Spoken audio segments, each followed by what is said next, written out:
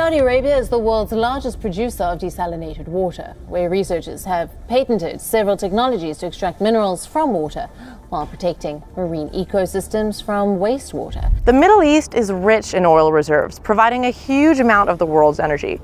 But what it has in abundance in hydrocarbons, it lacks in a critical resource that is growing scarcer by the year: water. These waters go through treated process. We make treatment for this water to be within the standard limit of the environment and safety. If you laid every pipe in Saudi Arabia's water network end to end, you could wrap them around the moon. Okay, maybe not the moon, but you could definitely stretch them from the North Pole to the South Pole. It is a hydrological marvel that climbs 10,000-foot mountains and crosses the empty quarter. They are literally terraforming their own country. But while the engineering is genius, the consequences are terrifying. They are burning oil to make water, and the ocean is fighting back. So, here is the deal. Is this a miracle or a mistake? Saudi Arabia's hidden lifeline. Let's get the scale of this right immediately because it is honestly hard to wrap your head around. When we talk about rivers, we think of the Nile, the Amazon, or the Mississippi.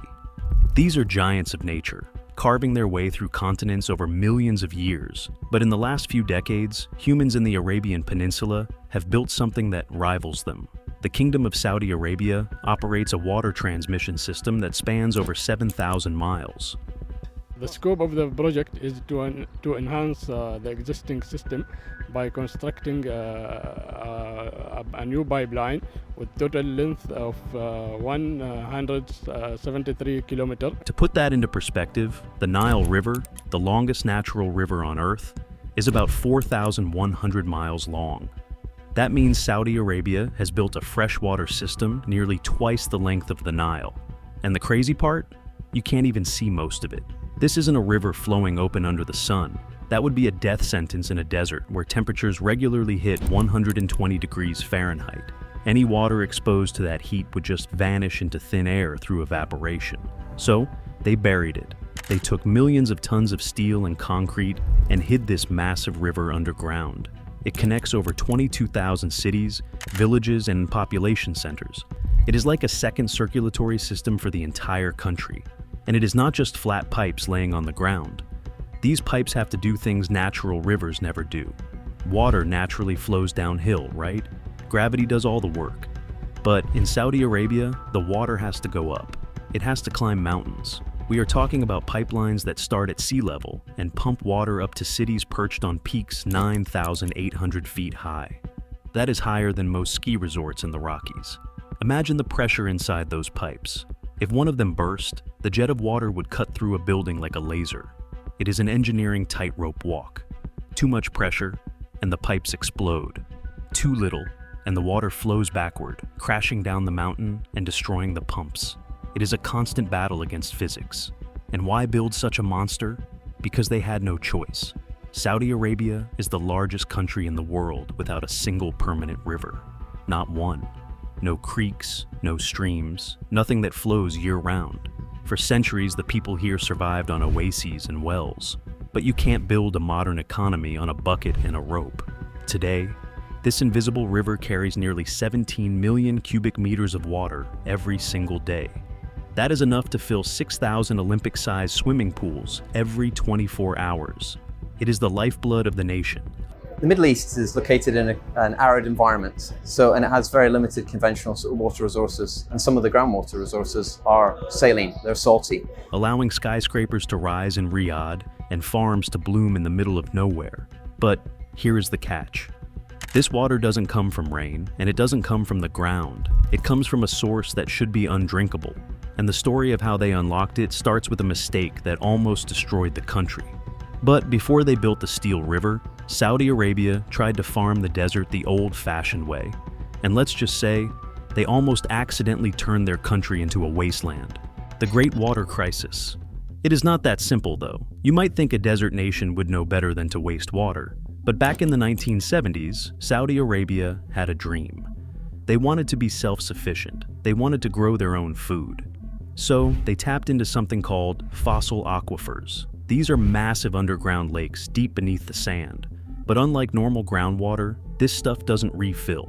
It was trapped there during the last ice age, thousands of years ago. It is essentially fossil water. Once you drink it, it is gone forever. But the government didn't care about that at the time. They handed out subsidies and encouraged farmers to grow wheat. Yes, wheat, in the desert. It sounds insane now, but for a while it worked. Massive green circles appeared in the sand, visible from space. Saudi Arabia actually became the world's 6th largest exporter of wheat, but the cost was catastrophic. They were draining these ancient aquifers at a terrifying rate. It was like draining a bank account that never gets a deposit. By the time they realized what was happening, billions of gallons of precious, non-renewable water were gone. They had used water that took 10,000 years to accumulate to grow crops they could have just bought from Canada. The government slammed on the brakes. They stopped the wheat subsidies. The green circles turned brown and died. But the damage was done. The deep aquifers were depleted and the population was exploding. Cities like Riyadh and Jeddah were growing into metropolises. People needed showers, industry needed cooling, and construction needed cement. The demand for water was skyrocketing, and the ground was dry. In the old days, getting water in Jeddah meant waiting for a delivery truck that might come once a week. People hoarded water in tanks. It was a daily struggle. The kingdom realized that if they didn't solve this, their entire vision for the future would crumble. You can have all the oil in the world, but if you can't offer your citizens a glass of water, you don't have a country. They needed a new source, a limitless source, and they looked west to the Red Sea and east to the Arabian Gulf. The water was there, billions of gallons of it. The only problem was that it was salty enough to be fatal. To drink the ocean, they would have to master the most energy-intensive process on the planet. They had to boil the sea. So, how do you turn the salty ocean into crystal-clear drinking water without going bankrupt? Well, you build machines so big they change the local weather. The Ras Al Khair Behemoth. Basically, making seawater drinkable is really simple in theory, but incredibly hard in practice. Humans have known how to do it for thousands of years. You boil salt water, catch the steam, and condense it back into liquid. The salt stays behind, and the water is fresh. Saudi Arabia started doing this on an industrial scale. They built massive thermal distillation plants. These places are beasts. They burn oil or gas to heat giant chambers of seawater. It is like a pressure cooker the size of a city block. The steam rises, hits cool pipes, and turns into pure water. It works. It is reliable. But it is horribly inefficient. You are literally burning valuable oil to boil water. It is the most expensive way to get a drink. But then, technology changed. Enter reverse osmosis, or RO. This is the game changer. Instead of boiling the water, RO uses brute force. Imagine a filter with holes so tiny that only pure water molecules can fit through. Salt, bacteria, and minerals are all too big. But you can't just pour water through these filters. You have to push it. Hard. We are talking about massive high-pressure pumps slamming seawater against these membranes at nearly 1,000 pounds per square inch. That is like having an elephant stand on your thumb. The harmony of the people, equipment, technology, processes, you will never get better than seamless. Under this immense pressure, the fresh water is squeezed through the microscopic pores, leaving the salty brine behind. It uses way less energy than boiling, but it requires engineering precision that is mind-blowing. Saudi Arabia then went all in on this. They built the Ras Al Khair plant. This place is a monster. It is a hybrid, using both the old thermal method and the new RO method. It produces over 1 million cubic meters of fresh water every single day. That is enough to supply the entire daily needs of millions of people from a single facility. Then there is the Rabi 3 plant, the largest standalone reverse osmosis plant in the world. It pumps out 600,000 cubic meters daily.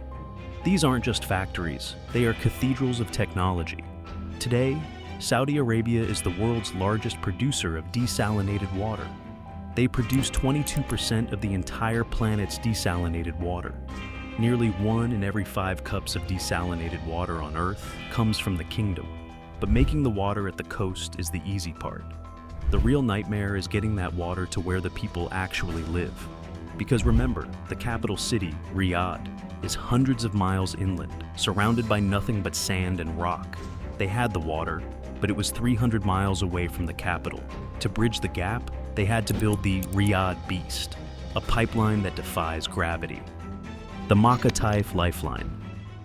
So, here is the deal. Riyadh is the capital. It is where the power is. But it is located smack in the middle of the desert on a plateau. It is not just far from the sea, it is high up. To get water there, they built the Riyadh water transmission system. This is the backbone of that river of steel we talked about earlier. It is a double pipeline system, 2 massive steel tubes running side by side for 290 miles. Each pipe is 5 feet wide, large enough for a person to walk through comfortably. They are made of high-grade steel and lined with cement mortar to stop corrosion. But the distance isn't the main problem, the elevation is. To get water from the Arabian Gulf to Riyadh, they have to push it up and over the rocky terrain. They built huge pumping stations along the route. Think of these as heartbeats. The water arrives at a station, gets pressurized by massive turbines, and is shot forward to the next station. It is a relay race. There are 6 of these stations in total, keeping the water moving at high speed. And they didn't stop with Riyadh. Look at the Makkah Taif system. This one is even more extreme. It takes water from the Red Sea and pushes it to the holy city of Makkah and the mountain city of Taif. For this line, the water has to climb almost vertically in some sections. They had to tunnel through solid granite mountains. They had to build bridges just for the pipes. In some places, the pipeline goes from sea level to over 6,000 feet in just a few miles. The pumps needed for this are the size of houses. And it is not just 1 or 2 lines. The map of Saudi pipelines looks like a bowl of spaghetti. There is the Shukaik pipeline, the Yanbu line, the Jubail line. They are interconnecting every major city. If you are a pilgrim visiting Makkah for Hajj, the water you drink likely traveled hundreds of miles through the desert.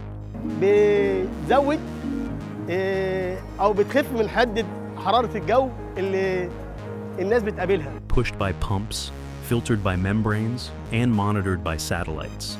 It is a technological marvel that goes completely unnoticed by the millions of people who rely on it. But this system has a dark side, a very expensive, very dirty dark side, because moving this much water requires power, a lot of power. And right now, that power is coming from the one thing Saudi Arabia has plenty of. This miracle machine has a fatal flaw. It is drinking up the country's oil almost as fast as it pumps water. And by 2030, it could eat up half the national budget. Solar to the rescue. Here is the uncomfortable truth. Desalination is a power hog. Right now, reports suggest that nearly a quarter of Saudi Arabia's domestic oil and gas production goes just to generating electricity for water. Think about that. They are burning their most valuable export just to survive. They are essentially turning oil into water. It is an economic nightmare. If they keep building plants at this rate, by 2030, desalination could consume 50% of their energy production. That is billions of dollars going up in smoke every year. It is not sustainable, and the government knows it.